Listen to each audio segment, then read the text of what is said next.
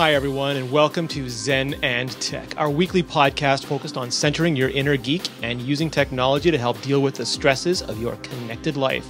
I'm Rene, and your host for the show is Georgia. Before we begin, I just want to remind you that while Georgia is a therapist, she's not your therapist. Everything said or implied in this episode is for informational and entertainment purposes only, and shouldn't be taken in any way as a replacement for proper, personal, professional care. Georgia, how are you? I'm doing well. How are you, Rene? You know, that episode last week, the handling the holidays, was a godsend because no sooner did I finish recording that episode with you than my family started to descend, and I was doing my breathing, and I was letting go, and I was letting them own their own insanity, for lack of a better term. And it allowed me to pass a, while far less dramatic, far more enjoyable weekend. So I appreciate it. Yes, another tip is whenever you're planning on getting into a debate with a family member, think twice and say, what am I really going to get out of this? Yeah, if nothing, just leave it. That goes back to our communication episode and what are your goals for the interaction? Exactly. If I make a 10-year-old cry, Georgia, I've done my job. I mean, that's winning right there. That's it. There we go. But there's one thing you didn't address, and actually we got some email on this. It's that it's not just the insanity of the families. I shouldn't use the word insanity. I throw that around far too accurately. It's not just the dealing with the families. It's dealing with everything else, especially the idea of shopping over the holidays when everything is crowded.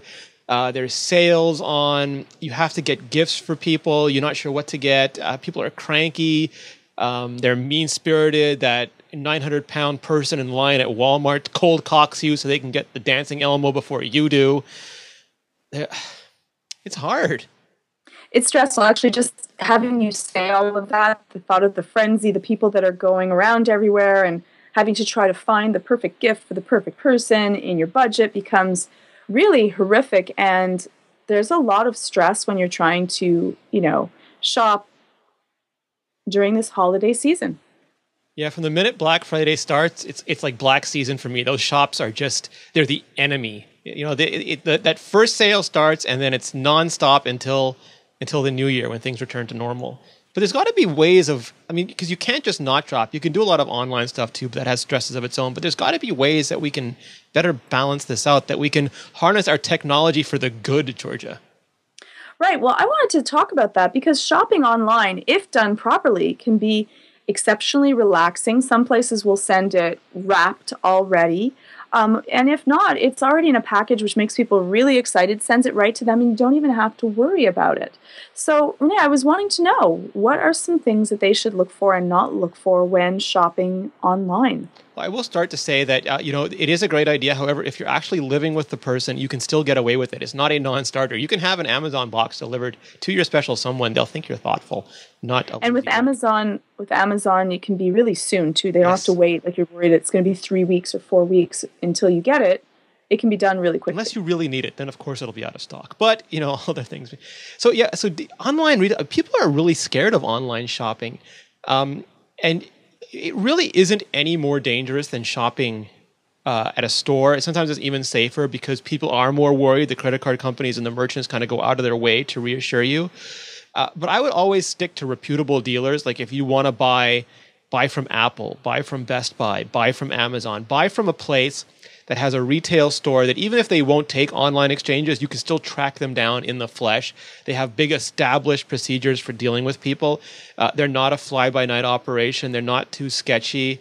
And maybe have a credit card that you just use for online purchases and you can check carefully and report immediately if you notice any problems. I think those are some. I have also a super paranoid tip, Georgia, if you want it. Please.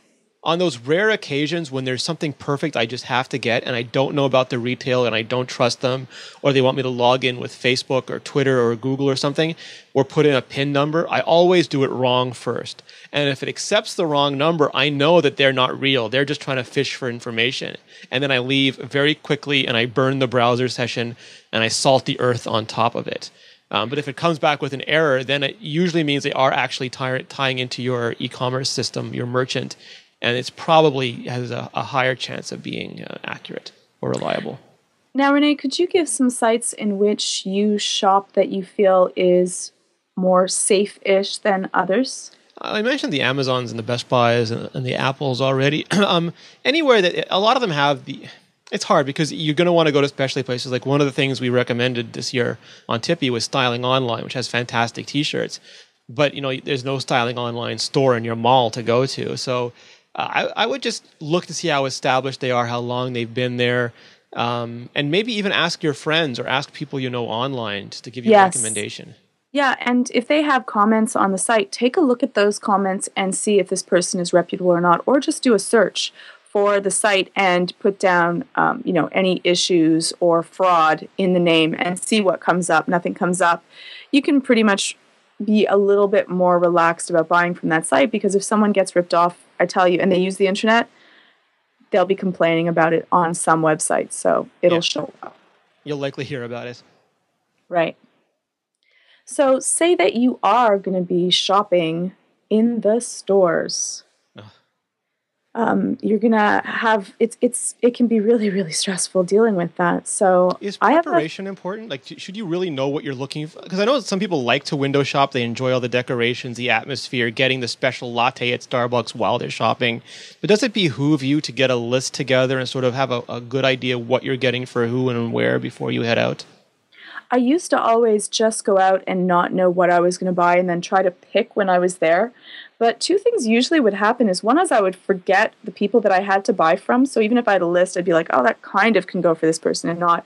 And the gifts were not as precise or accurate as what they could be, because I can't find what I was really looking for because I hadn't already sought it out.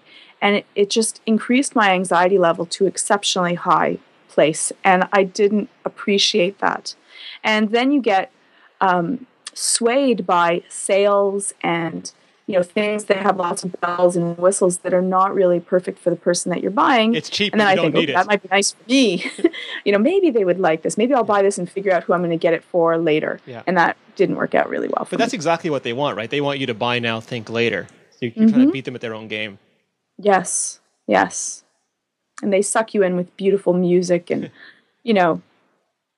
lights and shopping nice displays and sparkles. It works. Yeah, Will Ferrell in the window. Yes. There's no stopping them. Exactly.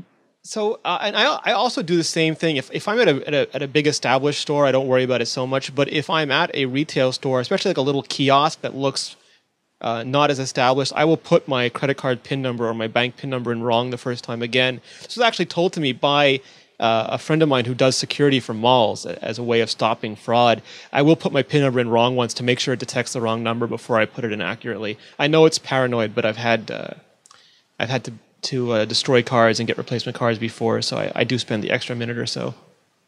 Yes, unfortunately, it doesn't really change scraping ones that just will track what your PIN number is from what it has before. Yeah, but that is kind of like giving my card to a restaurant guy and letting him walk off. I mean, like there's certain things I can control and certain things I can't control. So I'll use your 80-20 rule, and I'll do a little bit of effort to protect myself, but I'll trust in my credit card company to protect me for the rest of it. The one problem with buying on credit is that people often buy outside of their means, and you're spending way too much something because you really like it and you haven't said it before. If you budget on each person on the list how much you would like to spend for them. If you say $20 and you go to $40, you'll be like, no, you know what, that's double what I was going to buy, and that's not okay. But if you don't do that, there's a much greater chance that you will actually start to be buying gifts for people that, because the item looks great, it's on sale, there's lots of bells and whistles, in comparison to if you already write it on the list and have a, Cindy gets this for, $30, that's how much I'm spending. There's a much greater chance that you will make sure that you stay within that list, especially if you can buy early enough so you don't have the stress of just, I'm going to get anything at this stage and it doesn't even matter. And if you have thought about what you are going to buy for them. This is something that they want. This is something that I think they could use. I'm going to purchase it, write it down, and then you can go through it and research it online. Once you've done that, you are then well positioned to take advantage. Like if you have your list in place before Black Friday, you can get the deals on the items that, like, you can specifically look for those deals. And even after the holidays, when there's deals, I don't know, we have Boxing Day in Canada, but they have sales during the year, and you have a good idea what you want to get for somebody, you're able to leap on those deals when you see them. Exactly. Also, if you can, like some things that will save the stress, if the store will wrap it for you, let them. Make sure that they take the tags off, double check. Sometimes also inside the box, there's a tag on the actual product. So take a check for that. Or baggie it, just buy a bag, stick it in. I have bags that already have the tissue paper in there as well, so you don't have to worry. Shop off hours so that you're not going to have to get a bustle of people while that you are there. And don't buy anything out of guilt. If you're feeling really bad because you hurt someone's feelings and you're going to go blow your budget because of that, not a good reason to do it. Just saying. Learn the lessons of the past. If you're going to re-gift things, double check them as well for labels and personal notes and things like that, because that can come back and bite you as well. Do not re-gift to the same person. Yes, keep track of who you're re-gifting from. Right. Awkward. You should. Awkward. Also, know the refund policy of the store of which you are buying it from. If you find out they already have one, that could be, especially if it's an expensive gift, that can be really difficult. And there's certain gifts that often they will not allow you to return, such as, Rene? Video games, technology. Well, anything that's... So if you buy at a big box store, they will... If you've opened it, you're done. But in general, it's good to know those policies. If it's a final sale, sometimes when you do buy the stuff that's on discount, or if it's a damaged or open box or something, they will sell the sale as final. Sometimes you'll be allowed to exchange it. Sometimes you'll get store credit. Sometimes you can get your cash back. But really, know your policy. Know how many days you're dealing with. If they have a gift receipt, you can get a gift receipt so the person can exchange it, which is nice too. Yes, and know how many days. That's exactly it. And say, I'm buying this for Christmas or for whatever other holiday that you might celebrate. How long do I have if they would like to return it? If they already got this Festivus gift, then they should be able to exchange it for a different Festivus gift. Right. We have some interesting gift ideas that we have that we kind of went through, and some of them are if you have very low budget and you want to kind of make something, or if you want to have something that is either really helpful or really, really personalized. Yeah, absolutely. So I love the idea of a personalized gift. I think that makes something that's very touching and doesn't have to be exceptionally expensive. We'll have some different websites that we'll link down to if you would like to do that. I got a gift of a blended tea that was made especially for me, depending on my personality traits. And I loved it. It had my name on the box. It went through all the ingredients and why those ingredients were chosen to make my specialty tea. So there's a Georgia Tippy tea. That's very awesome. And tea is a nice, relaxing beverage. I mean, you get to put the Chinese, Japanese, many countries have whole ceremonies based around tea where you put in the leaves, you drizzle in, you wet the cup, you drizzle in the water. They have different levels of steeping, different tastings, and it can become a whole almost meditative ritual. So it's a very Zen thing. And if it's personalized for you, it gets that kind of sort of a unique quality. Yes, and Michelle asks if the tea was good. It was exceptionally good.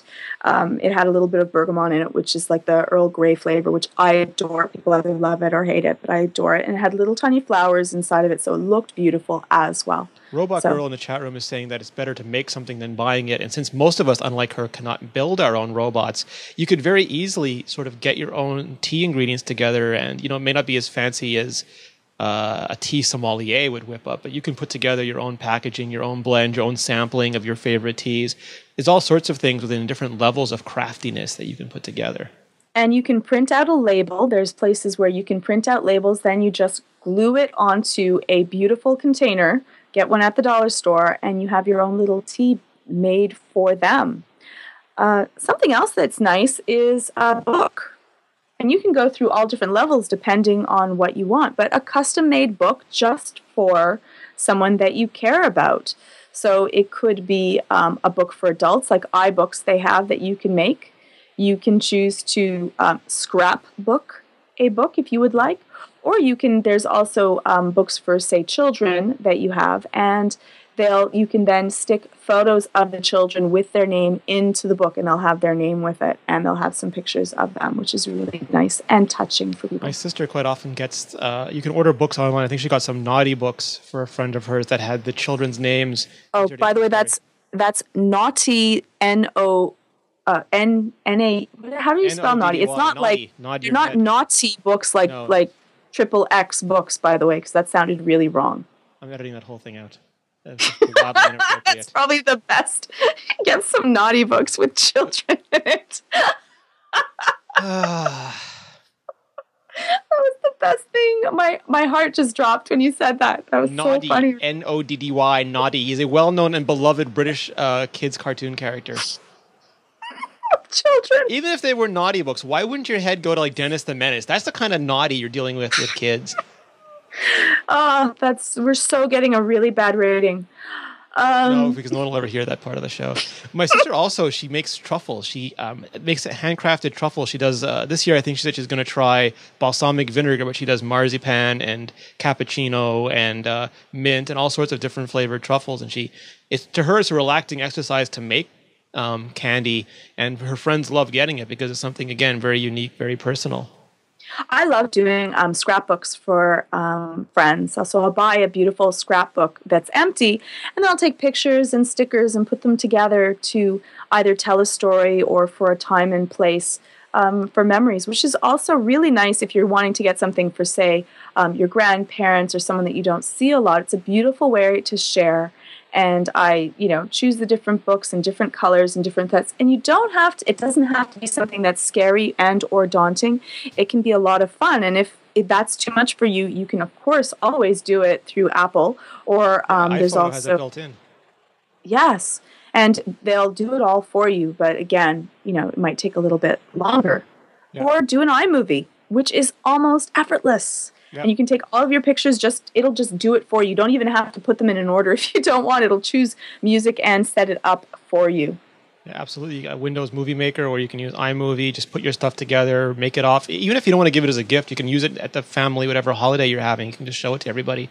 And Michelle says that there's a scrapbook app on the Playbook that you can take a peek at as well. There's a lot of beautiful scrapbook applications. They're a lot of fun to take a look at. You can buy someone a $100 Playbook and with the app on it and let them scrapbook for themselves. It's going to be awesome. Well, that might be nice. That might be nice. You can also, I love doing this, and I used to do this a lot. I haven't done it in a while, is that you can buy iron-on material and take a picture, and then it'll print it with your printer onto the iron-on, and then you can put it on a pillowcase or a cute little T-shirt or a shirt, and you can have your own little fun logo or something else on it. And it's just a cute something that you can have that someone else will get, or an apron. You can iron it on any material that is a cotton-like base, and it's a lot of fun. Let's say you're actually going shopping, though, Georgia. I know you have some geeky, gadgety, awesome Zen ideas for our listeners and our viewers now too, because we're in video. What are you recommending this year? Well, I think that one of the items that I was really excited about, and this is one that's a little bit difficult to give. Some people are a little bit superstitious about it, but I loved receiving, well, one is I love to actually go out with the person that's buying me something for someone that's expensive. I think that's a nice thing. So a gift certificate is actually, I appreciate. But if not, I really love my knife set. I have a nice sharp knife set. And I know you, Rene, have some of the most beautiful knives that are there that every time I cook with, it makes me happy. And I can now not go back to a lower stage of knife because it's actually stressful. And they're sharp and they're beautiful. My family got together and each of them bought me different knives last year. And yes, in some cultures, you don't buy knives because it means severing the relationship. But I'm still related to them, so that obviously didn't help them at all. But this is global knives. And I like them because not only do they look like the front of a Mac Pro, but they are so sharp. Awesome. If I find minor deities on my journey home, I can fillet them for dinner. It's well worth it. It is an expensive gift. And I think that the way that your family did it is a really nice idea, that each one gets you one piece of the set, or they work together to buy you a piece each time. But once you cut with one of those knives, you can never go back to a dull knife. It just makes everything so much more relaxed. And what would be, if they say one knife that you were going to get, because what are the cost of those knives? about? I don't remember individually, but a good knife can run you a couple $100. But like this is a variation of a chef's knife, and I quite like this type of. I'm in mirror view. I quite like this kind of chef's knife because it lets you do a lot of things. It's sharp enough to do. What type of knife is that one? Like if they had to get just it's one a style knife of chef's knife, and I think a chef's knife is a great way to start. Usually, you need more than one. You need a chef's knife, and you need a fillet knife. Like something big and something small is a good place to start. One very small, very agile knife, and one very big, very heavy duty knife. Yes, exactly. I use exactly that. And I don't know if you have it, Rene, but I actually have a cutting board that is a clear, lightweight cutting board that I use with those knives so that I don't have to. It's clear, it goes really, really easily, and you can buy them at like a dollar store. And I absolutely adore them. And so I can cut onto it, and it's clear plastic, so I can lift it up and then I can just throw everything that I'm cutting with it away. It's easy to wipe, and then I put it away afterwards. I actually like the wooden chopping board still. I like the feel of the metal knife cutting through into the wood. It's just there's something about that the plastic ones don't give me. Do you leave it on your table or do you put it away after? Both. I have a giant one that I leave on the table, but I rinse off, and I have a bunch of different sized ones that I keep kind of at the ready for like if I want to cut meat and I don't want it to cross contaminate with vegetables and things like that.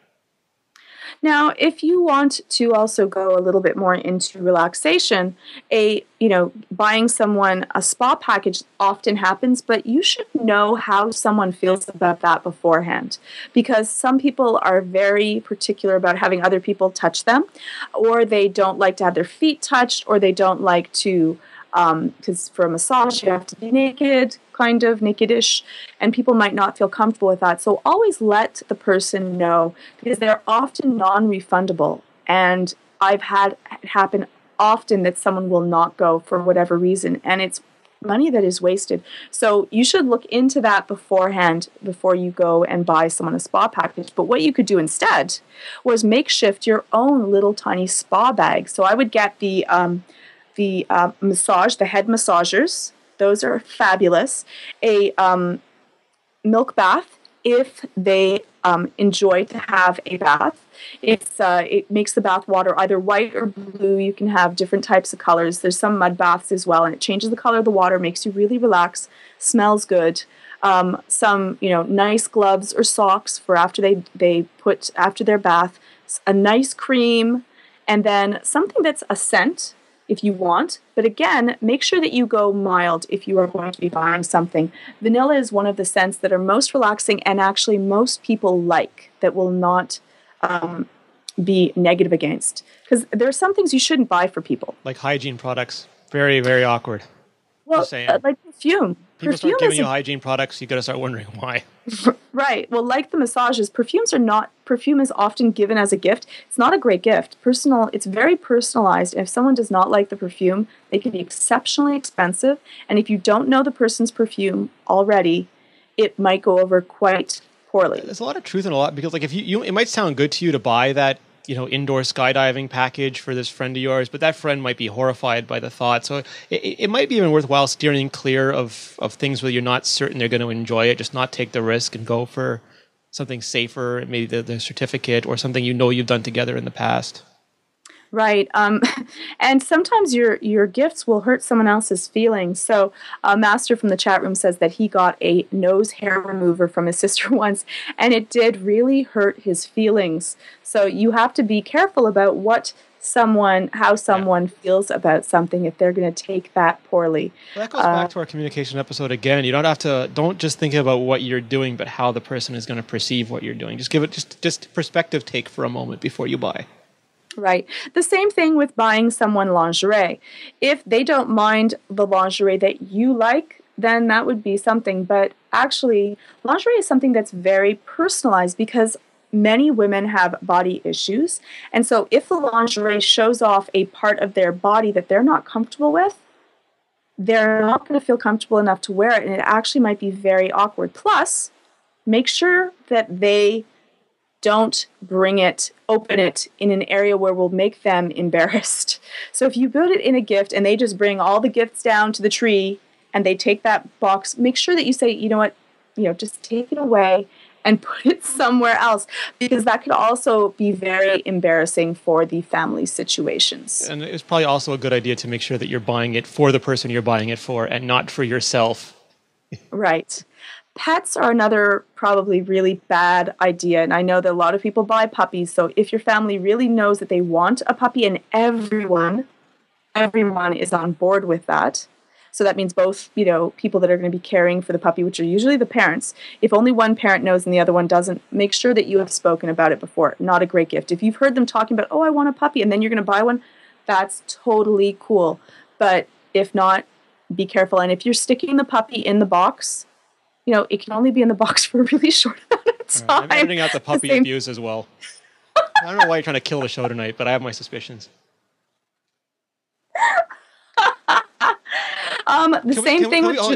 We were nowhere near done with the gift recommendations. We okay, go ahead. Completely I'm sorry. yada the gift recommendations. I didn't get any of yours yet either. I'm going to do another one of mine. Go ahead. Give another. I did the little head massager with the massage package. Please, you better bring it. This is awesome. Go ahead. This is a Roomba. This will clean your house by itself. Well, I mean, not completely, but it will vacuum by itself. It is a robot. You plug it in. You can time it to go off at different times. It'll just circle around the room. It'll detect where you have staircases and barriers, and it won't go over them. And it will literally vacuum your house with robot power. It is such a nice feeling to just sit there, a nice cup of coffee, doing some light work or reading while a robot does your vacuuming. And yes, it may one day rise up and enslave us and make me vacuum its carpet, but for now, it's helping me get things done, and I like it. I've had 2 Roombas. I loved them both. The only thing that I have to say, if you are going to be purchasing a Roomba, Carolyn says make sure that if you give a Roomba to a woman, buying a vac for a woman is usually a little bit insulting, though the Roomba vac's on its own. So I would be okay with that. But yes, she's right. Household appliances for females, not good. But if you're going to buy the Roomba, I've had 2, and both of the lowest level of Roombas broke within, I would say, 6 months. They both had issues. So I would buy one of the higher level versions. Renee, yours will actually, it'll automatically go once, you don't even have to tell it, and it'll charge itself again. I used to have to find my Roomba as it cried for me. Beep, beep, I got mine at Costco, man. It just works. Had it for a couple of years. It was always sad. Yeah, it'll also entertain your children and your pets for you. So and you can call it R2. Yeah, it's cute. I like it. They have some also that will wash your floors. They're called Scuba. And they have one now that also mow your lawn, which is called Mow Your Lawn Roomba. I don't know. I'm not sure about those. But you have to actually go to iRobot for those ones. They do not usually sell them at the stores. All right. So overall, Georgia, be prepared. Have a list in advance so that you know what you're shopping for. Set a budget so that you know what you want to spend. Try to target off hours so that you're not overwhelmed by the sheer volume of people there. Be safe with your online retailing if you do decide to go online, but it is a good way to avoid the crowds. Any other big global tips we should focus on before we go? Well, after a while, sometimes it becomes unmanageable, the amount of people that you have to buy for. And so I have some really cute ways in which, for at least worked for me, to cut down the number of people that you're buying gifts for. For friends, we would say we might make each other a card, and that's it. And you just say, listen, and the other friend is probably going to be thinking the same thing. It becomes, after a while, as your families grow, becomes a little bit unmanageable. For my own family, we said, listen, you know what, we're only going to do Secret Santa, one person that you're going to buy a gift for, up to $50 for the adults, and then it's just the kids. And kids are underneath 18. Follow that rule. Once they're 19, 18 and above, well, they're no longer kids, and they should be buying gifts for everyone else. And that's always hard the first year that they don't get a gift. That's true. It can get crazy. It's like, for example, if you have a lot of siblings and you marry someone with a lot of siblings, and all the siblings start to have kids, and your parents have been married several times to different people, it starts to become an incredibly large group, almost like a bankruptingly large group. So I think that restores quite a lot of sanity, and it kind of reminds you that it's not really all as much as the stores want us to buy. Really, it's the family and friends that are important, and not the gifts. And I like that it shifts focus back to the family. Right. Everyone in the family is going to be thrilled once they say it. And then after that, we just stopped doing the Secret Santa and said, you know what? We don't need the Secret Santa. We're just going to buy for the kids. I also buy for my parents, but that's it. And it makes it really easy. And do the same thing with your friends. You know, say, listen, just the children, or, you know what, this year, like, let's just exchange cards and deal with it. And for kids, a really cute idea you can even do is you buy a little tiny pouch. You buy a little tiny pouch and you can go to the bank and ask for coins. So like dollar coins or 50-cent coins, which they usually have in specialty.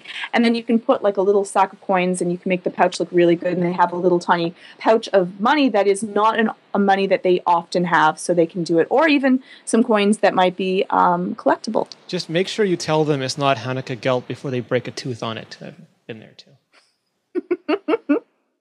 Good point. Georgia, where can we find out more about you? You can find me on Twitter at GeorgiaTIPB, and you can also find me on the website, www.ZENandTECH.tv. And you can find me at Rene Ritchie on Twitter. You can find all of us at ZENandTECH. You can email us at podcast@ZENandTECH.tv, or you can leave a comment when the show goes live on the blogs. We are here every Sunday night at 10 p.m. Eastern. For all of our shows, you can go to mobilenations.com/shows. That includes iPhone and iPad Live, Super Functional, Iterate, Stock Talk, Crackberry, Android Central, and all the rest. mobilenations.com/shows. If you haven't already, please go to iTunes. Please leave a rating for the show. Please leave a review for the show. It helps iTunes know that you like it, that they should feature it, and that will get great deal of more awesome, I said that poorly, a bunch of other great people like you listening to it, so that we can have even more better discussions. I'm tripping all over myself tonight. Georgia, I want to thank you for another holiday-saving episode and adventure. Thank you so much for having me. And I hope everyone survives the holidays. Make sure you can listen to these episodes repeatedly. You can go back, because this is a really good recap. You can go back and listen to the other episodes of Zen and Tech, because everything Georgia's talking about now, she's dealt with in detail in the early shows. So for a wealth of more stuff on, setting boundaries, how to have better communications, just check that out, ZENandTECH.tv. And thanks for showing up. Good night, everybody. Bye.